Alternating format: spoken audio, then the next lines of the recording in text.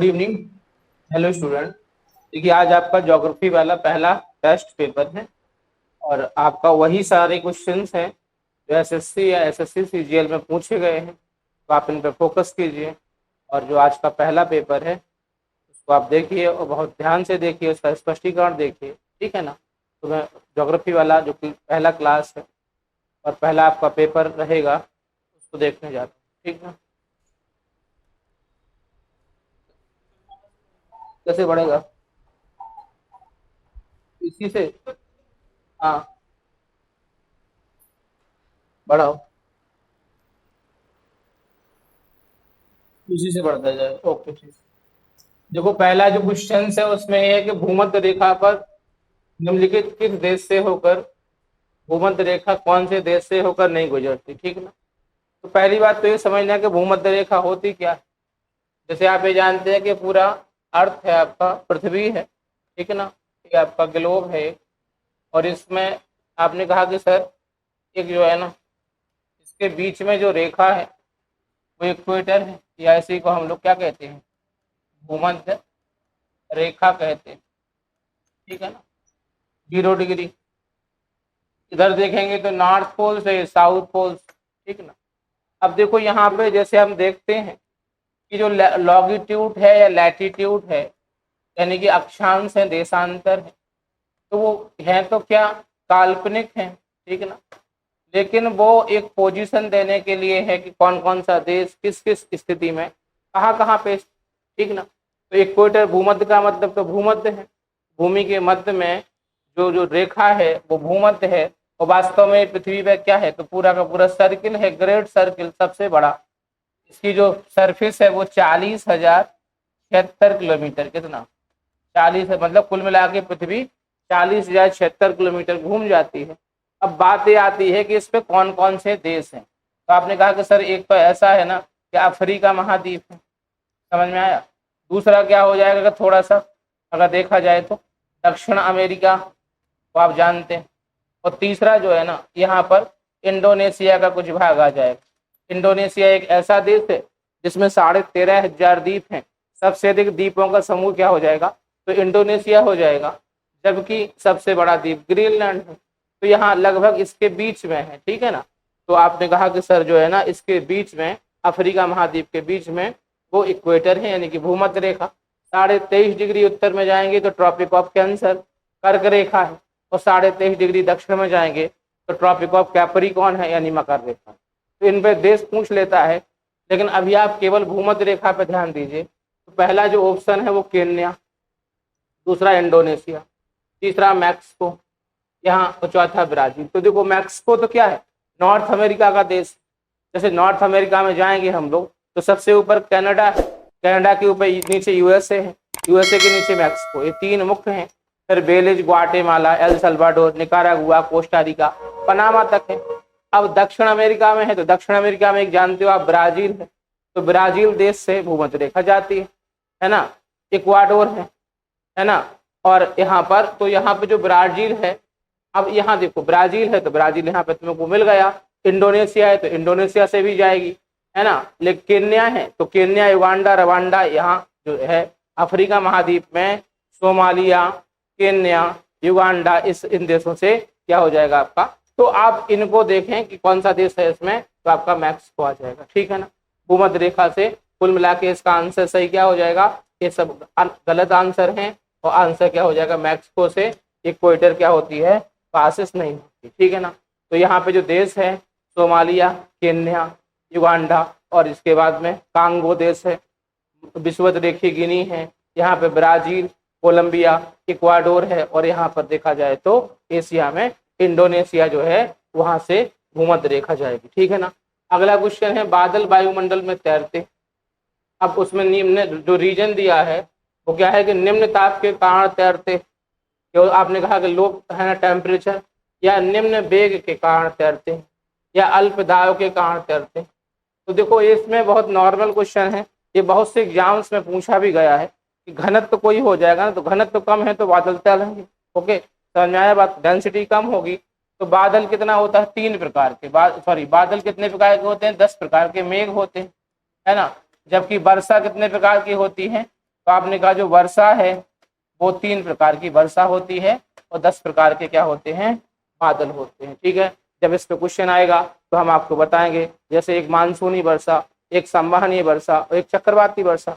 इसी प्रकार से पक्षाव सिरस क्लाउड होते हैं, स्तरी होते हैं तो कुमुलस होते हैं, फिर उनके भी टाइप अलग अलग हैं। तो 10 प्रकार के बादलों के बारे में कालिदास ने तो मेघदूतम में तभी लिख दिया था, और अब तो ये है कि भूगोल भी इस बात को मानती है। तो बादल आकाश में जब देखेंगे आपको तो वो लो घनत्व के कारण तैरते हुए नजर आते हैं। ठीक है ना। अब इसमें 2 प्रकार के बादल ही वर्षा करेंगे, 10 प्रकार के बादलों में से कौन कौन करेंगे, 2 प्रकार की वर्षा ही मेघ क्या करेंगे, बारिश करेंगे। ठीक है ना। तो ये दूसरा क्वेश्चन मिल गया आपको। क्या, ये तो वैसे बहुत आसान है, आप जानते हो। क्या, निम्न घनत्व अल्प घनत्व के कारण, तो इसका ऑप्शन क्या हो जाएगा, डी हो जाएगा। ओके, तीसरा है, हाँ भैया अब कहाँ गए, इधर भाग गया। हरित क्रांति संदर्भ में HYV हाई यील्डिंग वैरायटी, इसका मतलब क्या है, इसका फुल फॉर्म है हाई यील्डिंग वैरायटी। देखो हरित क्रांति से क्वेश्चन जरूर बनता है। अब हरित क्रांति का देखो 4-5 नाम आते हैं। एक जैसे आपने देखा नॉर्मन बोरलॉग, एक आपका MS स्वामीनाथन, और इसके बाद में आपने कहा कि सर एक MS स्वामीनाथन, एक नॉर्मन बोरलॉग है। अब हमने पूछा कौन इसके फादर है, तो आपने कहा सर भारत के कौन है, तो स्वामीनाथन है। विश्व के कौन है, तो बड़ा कंफ्यूजन है, लेकिन आपको एग्जैक्ट पता नहीं। तो एग्जैक्ट स्थिति क्या थी, क्या आप जानते हो कि प्रथम विश्व युद्ध हुआ, दूसरा विश्व युद्ध, और 24 अक्टूबर को है ना 1945 को क्या बना, UN बना, संयुक्त राष्ट्र संघ बना, है ना। और UN बना तो UN की बैठक होती, आज भी होती, लगभग सितंबर के महीने में संयुक्त राष्ट्र संघ की बैठक होती है। तो बैठक में निश्चित सी बात है कि हर देश का प्रतिनिधि जाता है, जैसे हमारे प्रधानमंत्री जाते, पहले भी जाते थे नेहरू जी। अब इसमें क्या है कि हमारा जो देश है इंडिया, आप जानते हो इसको, तो वो रसिया हमारा बहुत प्राचीन काल से बहुत अच्छा फ्रेंड है, मित्र है। लेकिन चूंकि हम लोग जब स्वतंत्र हुए 1947 में, तो आप जानते हो कि हम लोग के पास में सिंचित कृषि थी नहीं, अनाज पर्याप्त नहीं होता था। तो अनाज के लिए हम लोगों ने अमेरिका से हेल्प मांगी, मतलब कुल मिला के इनडायरेक्टली UN से हेल्प मांगी, क्योंकि UN में US का दबदबा इसलिए है क्योंकि फंडिंग सबसे अधिक किसकी है, तो इसी की है, जिसकी फंडिंग होगी उसका दबदबा होगा। तो भारत यहाँ जब समिट में गया था 90 जैसे बना UN 1945 में, और पंडित जी जब गए तो किसी देश ने कमेंट किया था कि भारत एक ऐसा देश है जो कि खाता किसी की है, भंजाता किसी की। तो नेहरू जी की एक बात नागवार गुजरी, भारत में आए, कैबिनेट बुलाई, अपने कृषि वैज्ञानिक स्वामीनाथन साहब को बुलाया। तो स्वामीनाथन बोले कि हमारे पास इतना उच्च तकनीकी तो नहीं है। और जैसे आप जानते हो कि चावल अनुसंधान केंद्र कहाँ पे है, तो फिलीपींस की राजधानी मनीला में। लेकिन गेहूं अनुसंधान केंद्र कहाँ पे है, तो मैक्सिको में, अमेरिका के नीचे मैक्सिको में। तो मैक्सिको के ही थे नॉर्मन बोरलॉग, वो काम करते थे अमेरिका के लिए। तो अमेरिका से इंडिया ने कहा कि भैया तुम्हें भीख देने से अच्छा है कि एक बार भेज दीजिए किसको, नॉर्मन बोरलॉग साहब, वो आएंगे तो परीक्षण कर लेंगे। और नॉर्मन बोरलॉग के प्रयास से स्वामीनाथन ने क्या किया, राजस्थान के उन क्षेत्रों का दौरा कराया जिनमें कुछ नहीं होता था। 1964 का नक्शा उठा के देखो, इसके बाद का नक्शा उठाओ जब ग्रीन रेवोल्यूशन आया, और फिर इसके बाद जब हरित क्रांति आई तो उन्होंने कहा तुम्हारे यहाँ पे तो बहुत अच्छी मिट्टी है, एक बीज का 200-250 हो सकते हैं, तो तुम 20 उपजाते हो। तो आज राजस्थान के उन इलाकों में जिनमें कुछ नहीं होता था, उनमें जो बासमती चावल होता है वो 2000 रुपये किलोग्राम बिकता, बहुत मतलब दुबई जाता है पूरा चावल। तो वो कुल मिला के उस समय से, लेकिन जैसे रामायण में लिखा कि स्वार्थ लाभ करें सब प्रीति, अमेरिका ने भी अपना स्वार्थ देखा, उसने कहा कि हम टर्मिनेट करके बीज देंगे, मतलब बीज हमसे खरीदिए। तो हाई यील्डिंग वैरायटी, उसी को क्या कहेंगे, यही आपका हाई यील्डिंग वैरायटी है। समझ में आया कि बीज खाद हम देंगे, तो इसमें हाई यील्डिंग वैरायटी में H शब्द क्या बताएगा, तो हाई को बताएगा। समझ में आ गया भाई, ठीक है ना। और हरित क्रांति का आपको समझ में आ गया होगा कि विश्व में स्तर में कौन है, तो नॉर्मन बोरलॉग, क्योंकि वो किसको देखते थे, चावल अनुसंधान केंद्र मैक्सिको को, सॉरी गेहूं अनुसंधान केंद्र मैक्सिको को। और चावल कहाँ पे है, फिलीपींस की राजधानी मनीला में, और भारत में कटक में, इंडिया का कटक है चावल, ठीक है ना। तो यहाँ पर हरित क्रांति कब आई, तो आपने कहा कि 1967 में, है ना। इस समय जबकि कोई उस समय कोई योजना नहीं थी, क्योंकि 64 में 3 पंचवर्षीय योजनाओं में हम लोग पहली में कृषि पे फोकस किया, दूसरी में भारी उद्योग पे फोकस किया, तीसरी हम लोगों ने लक्ष्य रखा था लेकिन भारत चीन युद्ध, भारत पाक युद्ध के कारण विफल हो गई, तो फिर आर्योजना अवकाश में ही ये हरित क्रांति की शुरुआत हुई थी। तो इसमें आपको कई चीजें मिल जाएंगी क्वेश्चंस में। अब इसके बाद अगला क्वेश्चन देखते हैं, ठीक है। अगला क्वेश्चन है उपजाऊ जलोढ़ मिट्टी का उत्पादन करने के लिए सबसे उपयुक्त क्या है। तो जो जलोढ़ मिट्टी है, पहली बात तो किसका उत्पादन करेगा, तो जलोढ़ है वो आप जानते हो कि भारत में, ठीक है ना, भारतीय कृषि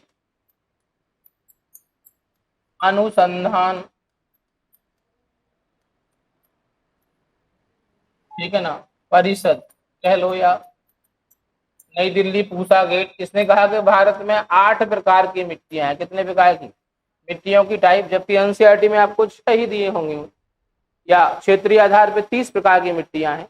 तो भारत में जो जलोढ़ मिट्टी है वो आप समझिए कि सबसे अधिक यानी कि 43% पर जो मिट्टी पाई जाती है वो एल्यूवियल सॉइल है, यानी कि जलोढ़ मिट्टी। जलोढ़ का मतलब कि नदियों के उपजाऊ क्षेत्र में होती है, जल को ओढ़े तो जलोढ़, बालू है तो बलुई सैंडी सॉइल। तो सबसे अधिक जो गंगा यमुना का क्षेत्र है वो जलोढ़ वाला ही क्षेत्र है। और इस क्षेत्र में क्या होगा कि आप जानते हो कि चावल की खेती, धान और गेहूं का पैदावार, तो चावल की खेती अधिक होती है। तब दूसरे पे लाल मिट्टी है, तीसरे पे काली मिट्टी है ना। तो अब इसी प्रकार से उपजाऊ जलोढ़ मिट्टी में चावल जो है यहाँ पर जो आंसर है का उत्पादन करने के लिए सबसे उपयुक्त मिट्टी है, ठीक ना। तो चूंकि वो मैदान यहीं से बनाना चालू करेगी, पूर्वी उत्तर प्रदेश, गंगा यमुना का दोआब जो आप जानते हो, बिहार, पश्चिम बंगाल, तो ये चावल के रिच, ठीक है ना, तो ये क्षेत्र हैं। तो यहाँ पर आपका जो चौथा क्वेश्चन तो यहाँ हो गया। अब 5वें क्वेश्चन पे जाएंगे तो ट्रांस ऑस्ट्रेलियन रेल मार्ग, ठीक है। तो ऑस्ट्रेलिया का आपने नक्शा देखा होगा, वैसे देखा तो नहीं होगा, सत्यता ये है, ना तो आप पर्थ को जानते हैं ना सिडनी को जानते हैं। तो अब देखा नहीं है तो बस इतना ही समझ लीजिए कि ट्रांस ऑस्ट्रेलियन रेल मार्ग, क्योंकि सबसे लंबा ऑस्ट्रेलिया का है, वो किसको जोड़ेगा, तो पर्थ को सिडनी से जोड़ेगा। समझ में आ गया आपका। ऑस्ट्रेलिया में एक पश्चिमी ऑस्ट्रेलिया है, एक उत्तर ऑस्ट्रेलिया, एक दक्षिण ऑस्ट्रेलिया है ना, एक न्यू साउथ वेल्स, क्वींसलैंड और विक्टोरिया। नीचे अगर देखा जाए तो आपका विक्टोरिया उसमें तस्मानिया एक तमगे के रूप में है, बास जल संधि। तो कभी नक्शा निकालेंगे तो तुम्हें दिखाएंगे कि पर्थ कहाँ है और सिडनी कहाँ है, ठीक ना। आगे देखा जाए तो आगे का जो क्वेश्चन है, कोरोमंडल तट पर सबसे अधिक वर्षा शीत ऋतु में होती है। एसएससी स्टेनो में आया है, ग्रेड सी और ग्रेड डी। हिंद महासागर से आने वाली पवनें, पूर्वोत्तर मानसून, बंगाल की खाड़ी, हिंद महासागर के चक्रवात, या उत्तर पश्चिम मानसून, अरब सागर। थोड़ा कठिन क्वेश्चन है, समझना पड़ेगा आपको। तो देखो पहली बात तो यह है कि कोरोमंडल तट कहलाता क्या है।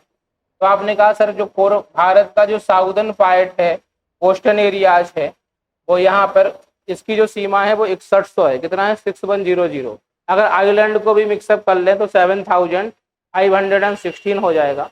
और यहाँ पे जो यहाँ देखा जाए तो गुजरात में जो तट है इसे कहते हैं सौराष्ट्र। क्या कहते हैं, आप जानते हो, सौराष्ट्र है।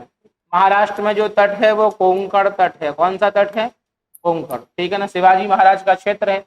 इसी के बाद में कर्नाटक में जो तट है इसका नाम है कनारा, और केरल में जो तट है इसका नाम है मालाबार। समझ में आया बात करनी। तो यहाँ पर वेस्टर्न कोस्टल में ये सौराष्ट्र है, कोंकण है, कनारा है और मालाबार है।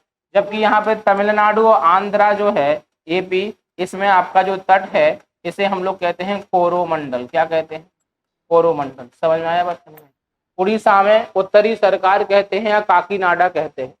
तो जैसे भारत का जो मानसून है, जैसे अभी आने वाला है, तो वो दक्षिण पश्चिम मानसून है, आप जानते हो, साउथ वेस्ट मानसून।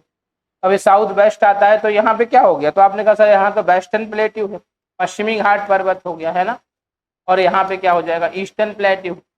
तो यहाँ पे जो मानसून आता है तो ये 2 भागों में बट जाता है। कभी बहुत डिटेल से बताएंगे तो आपको बता देंगे।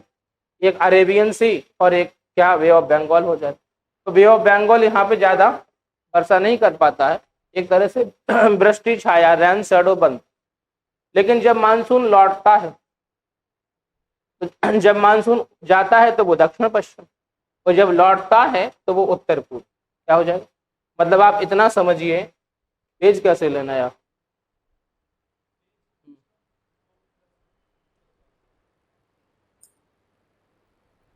जैसे जैसे आपने कहा कि सर ये पृथ्वी, ओके, और यहाँ पर इक्वेटर। अब कोई भी पवन चलेगी तो पवन क्यों चलती है? तो आपने कहा सर पवन इसलिए चलती है कि तापांतर, और तापांतर के कारण दाबांतर, टेम्परेचर गैप, प्रेशर गैप, और हाई प्रेशर से लो प्रेशर की तरफ पवन चली। तो सपोज करिए कि इक्वेटर पर और यहाँ पे पोल हो गया, ये नॉर्थ पोल्स हो गया, और यहाँ पे क्या हो गया, साउथ पोल्स हो गया। अगर मान लीजिए इक्वेटर से कोई भी पवन चली कहाँ की तरफ, ध्रुवों की तरफ, क्यों चली? क्योंकि टेम्परेचर गैप, प्रेशर गैप। मान लीजिए सपोज कीजिए यहाँ पे हाई प्रेशर है और यहाँ पे क्या है, लो प्रेशर। अगर यहाँ से कोई पवन चलेगी तो वो साउथ वेस्ट से नॉर्थ ईस्ट। समझ में आया बात? अभी इसको रट ही लीजिए क्योंकि मानसून टॉपिक बहुत लंबा है, यहाँ टेस्ट सीरीज में नहीं समझा सकता हूँ। बस इतना समझिए तो नॉर्दर्न हेमिस्फीयर में यदि कोई पवन भूमध्य रेखा से ध्रुवों की तरफ चलेगी, चलेगी क्यों? हमने आपको बताया, धनी व्यक्ति से गरीब के पास ही पैसा जाएगा, गरीब से धनी नहीं, मतलब हाई प्रेशर से लो प्रेशर। तो दक्षिण पश्चिम से उत्तर पूर्व, आज का मानसून कैसा है, दक्षिण पश्चिम से उत्तर पूर्व। और जब ये लौटेगा तो आपने कहा कि सर ये यहाँ पे हाई हो गया, लो है ना, और यहाँ पे क्या हो गया, लो हो गया, तभी तो ये चला। तो ये क्या हो जाएगा आपका, आपने कहा कि सर ये नॉर्थ ईस्ट से साउथ वेस्ट। तो अब जो मानसून जाएगा, है ना, जो मानसून क्या हो गया, गया, जैसे यहाँ से गया था मानसून, ओके, तो जब मानसून गया था तो ये तो मानसून पूरे में वर्षा किया, लेकिन जब ये मानसून लौटेगा, समझ में आया, तो लौटेगा कहाँ से, बे ऑफ बंगाल। तो जब लौटते समय ये यहाँ से आर्द्रता ग्रहण कर लेता है, कहाँ से, बंगाल की खाड़ी से, और कोरोमंडल तट पे क्या करेगा, जाड़े में वर्षा करेगा, ठीक है ना। तो इसी को क्या कहते हैं, अब देखो हिंद महासागर से आने वाली पवनें पूर्वी घाट से बाधित होती है ना, पूर्वोत्तर मानसून बंगाल की खाड़ी में आर्द्रता ग्रहण कर लेता, देखो लिखा है ये आपका उत्तर पूर्व, पूर्वोत्तर, उत्तर पूर्व मानसून बंगाल की खाड़ी से आर्द्रता, और ये पवनें पूर्वी घाट द्वारा बाधित होकर तो यहाँ पर जाड़े की ऋतु में वर्षा करती हैं। इसे लौटते हुए मानसून की वर्षा या उत्तर पूर्व मानसून की वर्षा कहा जाता है। तो भारत में जो वर्षा होती है मैक्सिमम तो साउथ वेस्ट से ही होती है, केवल यहाँ पर कोरोमंडल पे ही लौटते हुए मानसून से वर्षा होगी, बाकी कहीं नहीं होती है, ध्यान देना। और उसके बाद में चक्रवात की तो वो अलग बात है, तो जब कभी अलग टॉपिक आएगा तो अलग उसको बताया जाएगा, ठीक है। ये टॉपिक तुम्हारे थोड़े टफ टॉपिक है ना।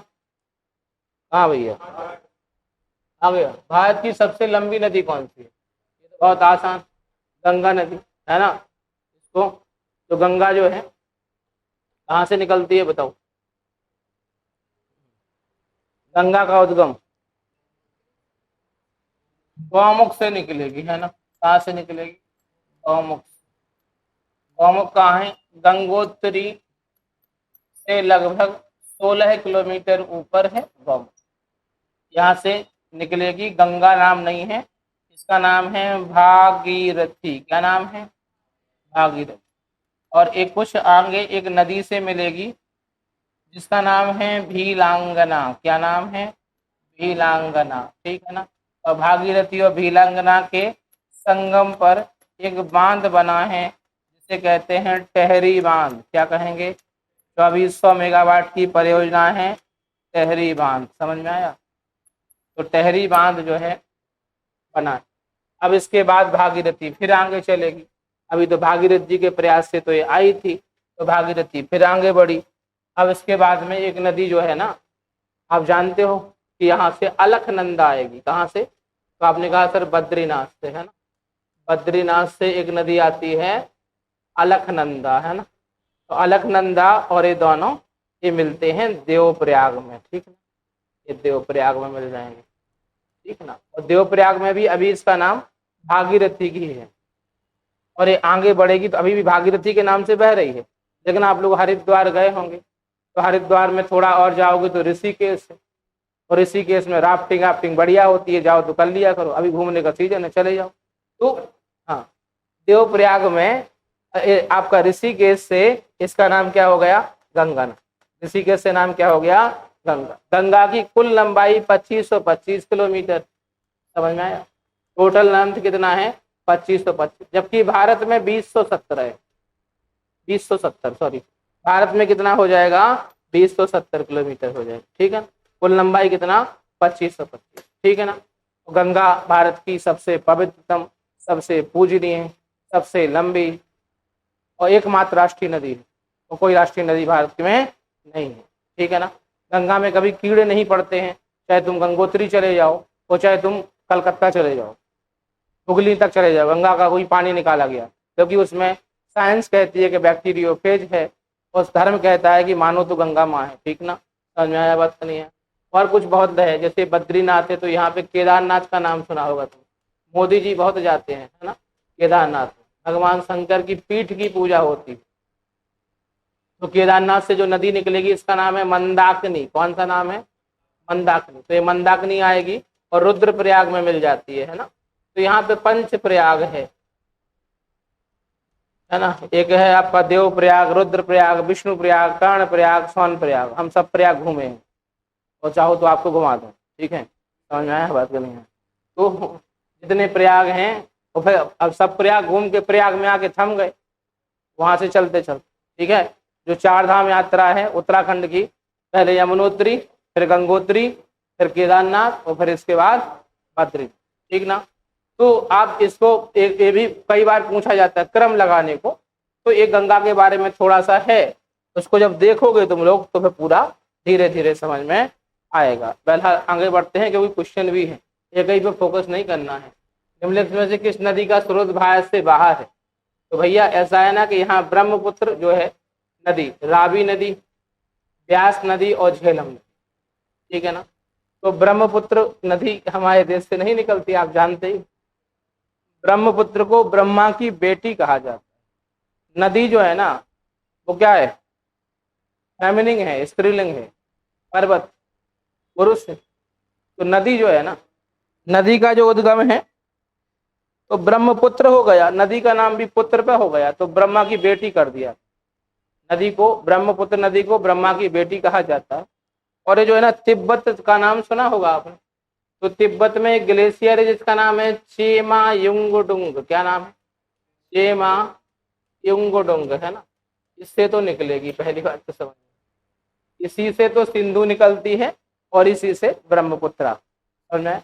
और यहाँ पर एक चाइना में बहेगी जिसका नाम है सांगपो। क्या नाम है? सांगपो, या इसी को कह लो साफू। तो चाइना में लगभग 1100 किलोमीटर की लंबाई में बहती है। इसके बाद सीधी अरुणाचल प्रदेश में प्रवेश की। तो किससे? एक दर्रा मिलेगा तुमको जिसका नाम है यांगयाप दर्रा। क्या नाम हो गया? यांगयाप दर्रे में प्रवेश किया। अरुणाचल में इसका नाम दिहांग दिबांग हो गया। दिहांग और क्या हो गया? दिबांग हो गया। इसके बाद ये सीधी पहुंची असम। कहाँ पहुंची? असम में इसका नाम मूल क्या है? तो आपने कहा सर इसी का नाम ब्रह्मपुत्र है। क्या हो जाएगा? असम में। असम राज्य में इसमें बहुत चौड़े भाग में बहेगी। तो विश्व का सबसे बड़ा नदी द्वीप है माजुली। क्या नाम है? माजुली पूरा जिला है, लगभग 1 लाख से अधिक लोग यहाँ निवास करते हैं। और जैसे गंगा नदी पर NW1 है, NW का मतलब नेशनल वाटरमार्क संख्या 1 है ना, प्रयागराज से हल्दिया के बीच में। इसी प्रकार से इसमें जो एक स्थान है सादिया, सादिया से जो धुबरी के बीच में, इसमें NW2 है। क्या हो जाएगा? राष्ट्रीय राजमार्ग जलमार्ग संख्या 2। जैसे NH होते हैं वैसे NW1 किसके बीच में है? तो प्रयागराज से हल्दिया के बीच में। जबकि NW2 किसके बीच में है? तो सादिया से धुबरी के बीच में, ब्रह्मपुत्र नदी में। अब ब्रह्मपुत्र नदी इसके बाद कहाँ गई? बांग्लादेश। जैसे ही बांग्लादेश गई तो गंगा भी कहाँ गई थी? बांग्लादेश। तो बांग्लादेश की एंट्री करते हुए ही इसका नाम हो गया जमुना। क्या नाम हो गया? और गंगा से मिलने के बाद पद्मा, और एक छोटी शाखा मेघना से मिलने के बाद इसका नाम मेघना। मतलब नाम बदलने में बड़ा फेमस, हो सकता है मोदी का कुछ अंश हो, है ना। तो ये जमुना, पद्मा, मेघना, ब्रह्मपुत्र, है ना, दिहांग, दिबांग, सांगपो, जो कितना नाम बदल, समझ में आया बच्चों? तो ब्रह्मपुत्र नदी जो है 2880 किलोमीटर लंबाई है। आप इसको समझ चुके हैं, ये भारत से नहीं निकलती।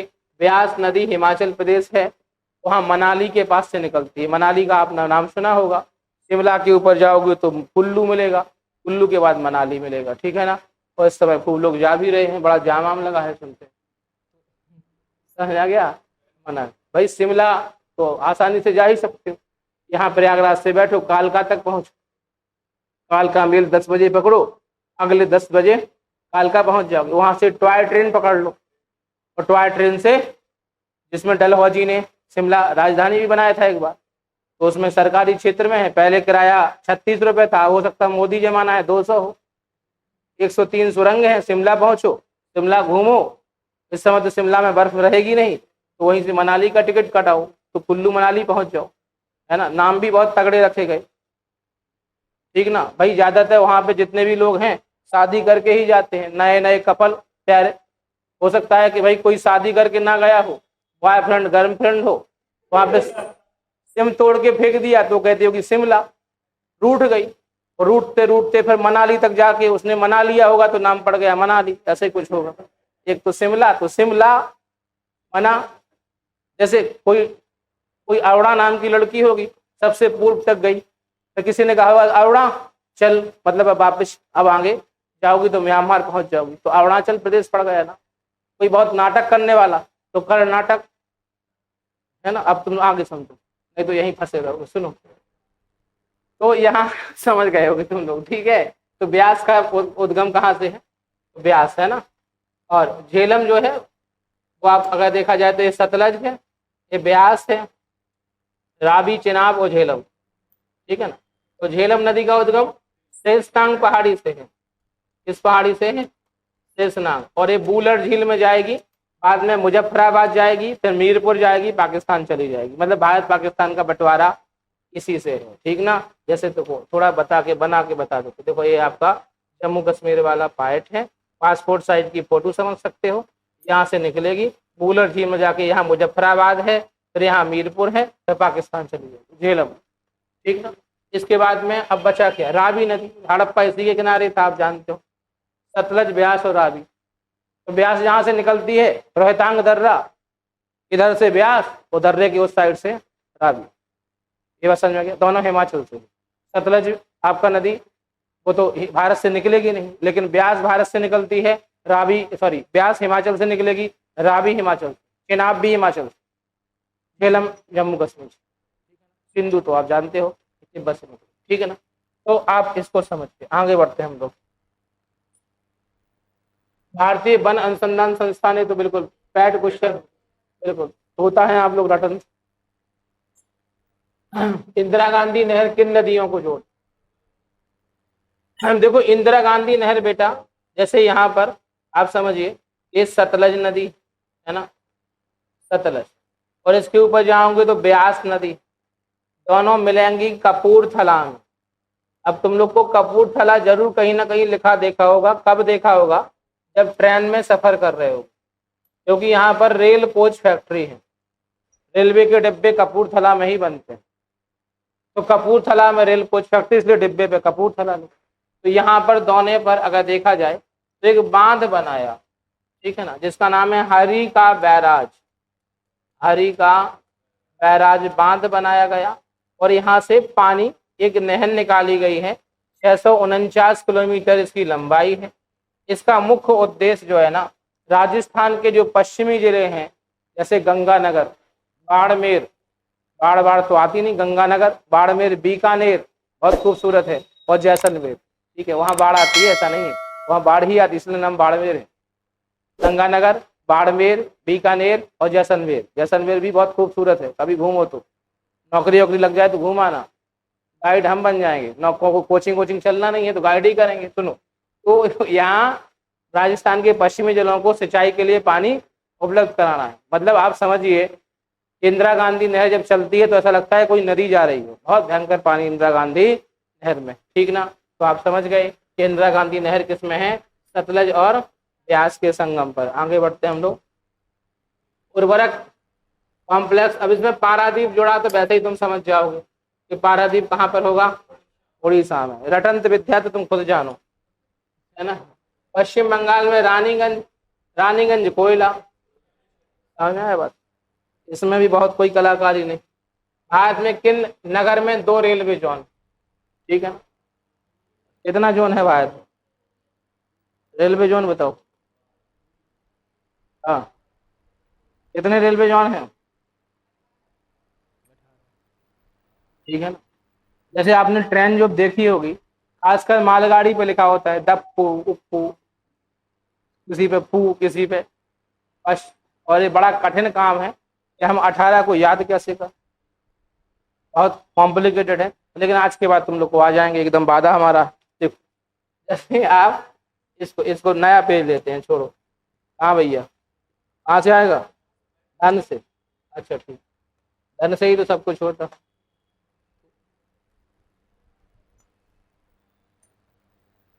देखो बेटा, हाँ सुनो, जैसे ये उत्तर दक्षिण तुम जानते हो, पूरब पश्चिम। तो उत्तर में क्या, तो आप जानते हो शायद नई दिल्ली। उत्तर में क्या? पश्चिम में क्या? मुंबई। समझ में आया? दक्षिण में क्या? चेन्नई। समझे? और पूरब में क्या? कोलकाता। तो 4 जोन तो आ ही गए तुम। कोलकाता, समझ में आया? उत्तर रेलवे का नई दिल्ली, दक्षिण रेलवे का चेन्नई, पश्चिम का मुंबई। लेकिन ये मुंबई के साथ चर्च गेट लगा है, ध्यान देना। कौन सा है? चर्च गेट। तो मध्य का बेटा मुंबई बीटी है, मुंबई विक्टोरिया टर्मिनल। 5 में कोई दिक्कत नहीं होना चाहिए। अब ये क्या है? उत्तर। ये क्या है? मध्य। उत्तर मध्य प्रयागराज। उत्तर मध्य का क्या? ये क्या है? दक्षिण मध्य क्या? सिकंदराबाद। ये क्या है? पूर्व। ये मध्य क्या हो जाएगा? हाजीपुर। ये क्या है? पश्चिम। ये क्या हो गया? मध्य। कौन सा हो जाएगा बताओ? जबलपुर। अब कितना हो गया? 9। ये नॉर्थ, साउथ, ईस्ट और वेस्ट। क्लियर बात समझ में आया? ये मिडिल तो हो ही गया। उत्तर मध्य, दक्षिण मध्य, पश्चिम मध्य और पूर्व, है ना। इसके बाद आपने कहा कि सर ये क्या कहलाएगा? उत्तर पूर्व। ये बिल्कुल बाबा जी गोरखपुर। आया? ये क्या? पश्चिम उत्तर। ये क्या हो जाएगा? Jaipur, pink city. इधर हुबली कर्नाटक, ठीक है ना। और इधर क्या हो जाएगा? कोलकाता।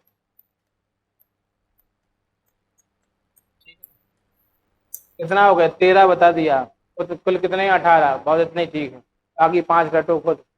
समझ आ गया? ये तो कितना हो गए? 18। देखो, 1 2 3 4 5 6 7 8 9 10 11 12 13, ठीक ना। अब इसके बाद उत्तर पूर्व सीमांत मालेगांव गुवाहाटी, तटीय भुवनेश्वर है, दक्षिणी तटीय विशाखापट्टनम, कलकत्ता मेट्रो का कलकत्ता है, और दक्षिण पश्चिम मध्य रेलवे का बिलासपुर। हो गया 18, ठीक ना। इसी को भी सेट कर लेना, तो तुम्हारा 18 जोन इससे तुम्हारा। अब यहाँ पर कोलकाता तो 3 है, लेकिन ऑप्शन नहीं है कोलकाता। देखो ध्यान से, कोलकाता है 3, लेकिन ऑप्शन कहाँ है?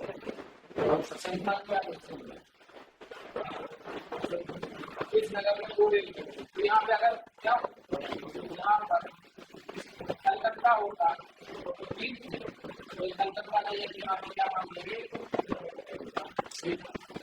बस आया। इसके बाद आगे भारत का सबसे बड़ा जिला भी होता है, कभी नक्शे की पूरी जिला भी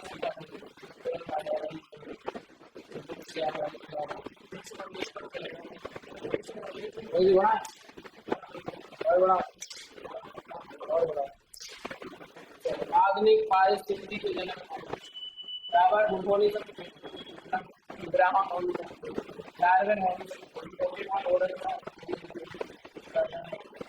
कई है पारिस्थितिकी में, लेकिन आपको क्या हुई है?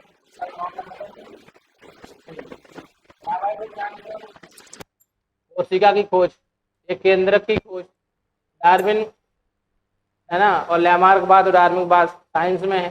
तो ओडम को ही पारिस्थितिकी के जनक कहा जाता है। आपको एक आध लेक्चर पूरा पारिस्थितिकी पे तैयार करना पड़ेगा। जैव मात्रा का पिरामिड, पिरामिड का मतलब सघनता। तो तंत्र में उल्टा, उल्टा मतलब ये तालाब भरा या कोई सागर है समझ लीजिए, तो सागर में ऊपर ज्यादा जीव जंतु रहते हैं। क्यों? क्योंकि सूरज का प्रकाश 200 मीटर की गहराई तक ही पहुंचेगा। तो मैक्सिमम जो समुद्री वनस्पति है प्लैंकटन या समुद्री जीव जंतु हैं वो कहाँ पे होंगे? तो महासागरीय महाद्वीपीय मग्न तट पे होगा, ठीक है ना। तो कॉन्टिनेंटल शेल्फ पे ही होंगे। तो ऑब्वियसली तालाब पार जिसमें से नीचे जाओगे तो प्राप्त होता है, ऐसे होता है यहाँ पे क्या होता है। अच्छा और ढीला देते हैं पतंग की तरह, ठीक। चलो 16 क्वेश्चन। निम्नलिखित में से कौन सा पर्यावरण का एक अजैव घटक है? बोलो, तुम लोग बताओ। अजैव घटक क्या?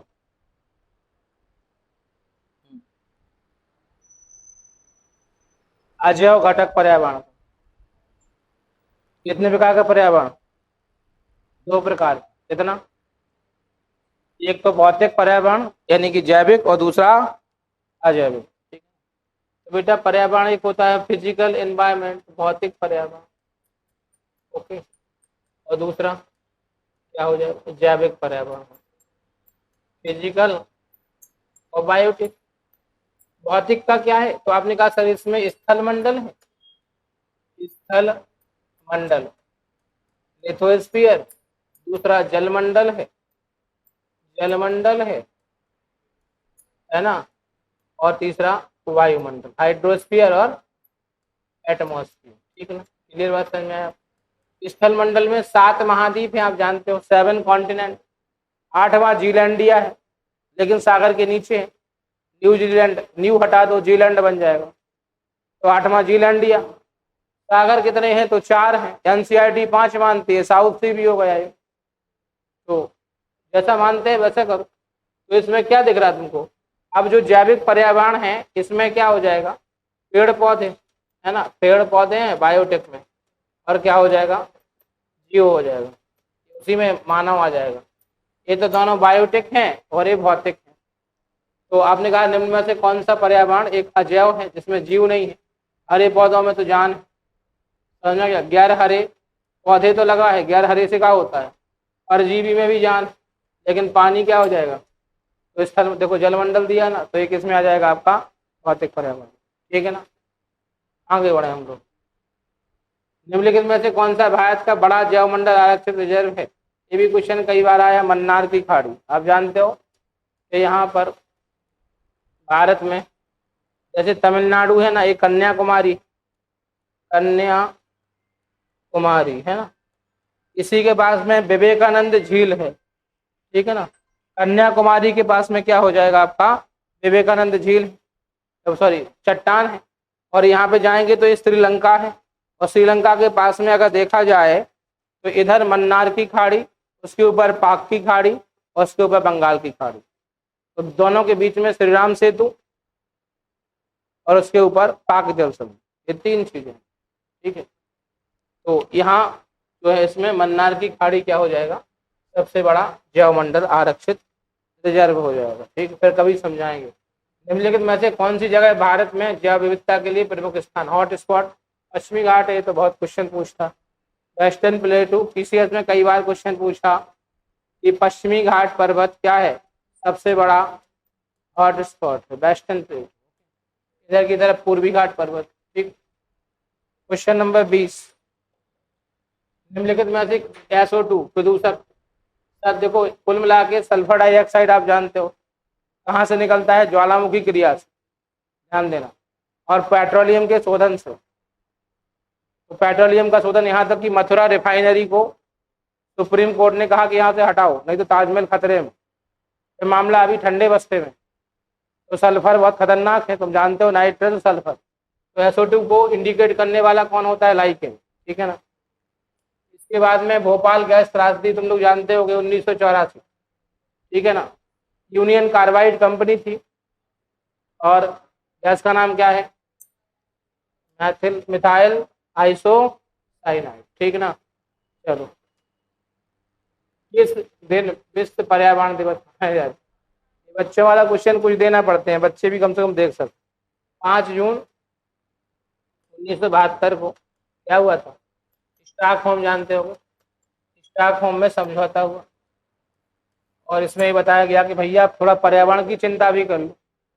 तो अनुकूल पर्यावरण होने के लिए कम से कम वृक्ष, और सघन वृक्षों को कहते हैं वन, तो वनों का अनुपात अगर अनुकूल वन है तो कितना होना चाहिए? लगभग 33%।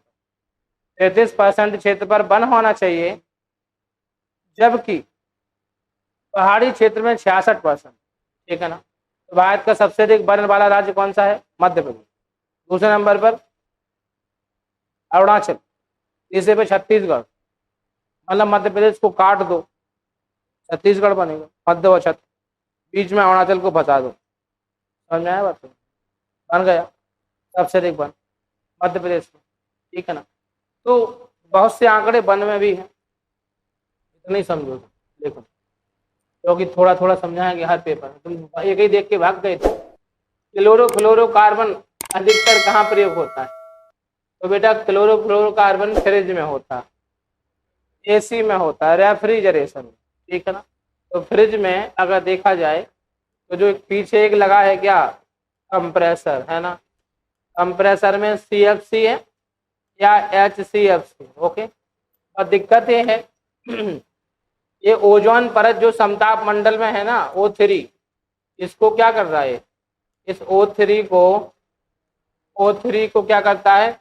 O+O+O में या O2+O में तोड़ देगा, जिसे कहते हैं ओजोन का क्षरण। ओजोन अगर टूट गई तो सूरज की UV आ जाएंगी हम तक, तो स्किन प्रॉब्लम कर देंगी, ठीक है। तो 16 सितंबर को ओजोन दिवस मनाते हैं। ओजोन की मोटाई डाओसान से मापी जाती है।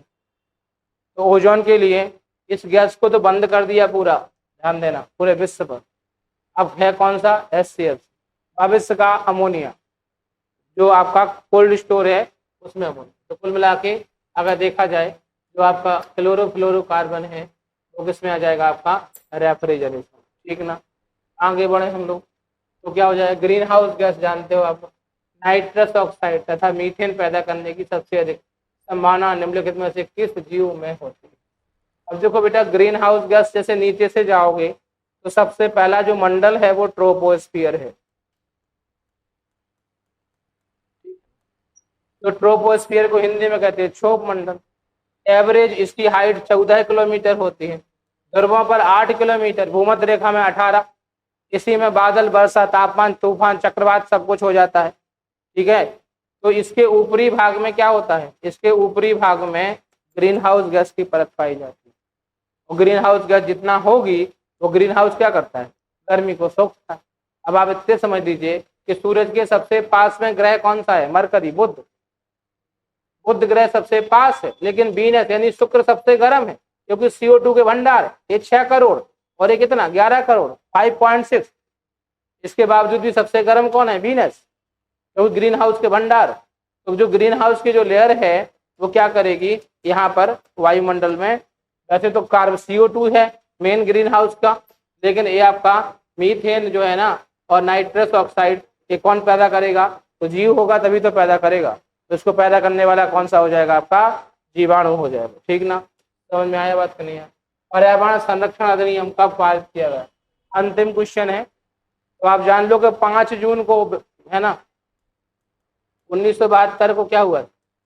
स्टॉकहोम में थोड़ा सा एक कॉन्फ्रेंस हुआ था इन्वायरमेंट पे, इससे ही थोड़ा सा प्रभावित हो गया भारत भी। तो 1986 में एक कानून बना दिया, वही 1986 का पर्यावरण अधिनियम है। बहुत से अधिनियम है, और ये अब क्या करेंगे कि देखो 25 क्वेश्चन तो रहेंगे आपके। अगर 25 को हमने बहुत डिटेल में समझाया तो हो जाएगा 4 घंटा, तो आप लोग ना तो बैठ पाओगे, भाग जाओगे। इसलिए 5-5 क्वेश्चन लेके थोड़ा डिटेल में समझना, तो आप लोग को भी बढ़िया से आएगा। आज का इतना ही। Good evening.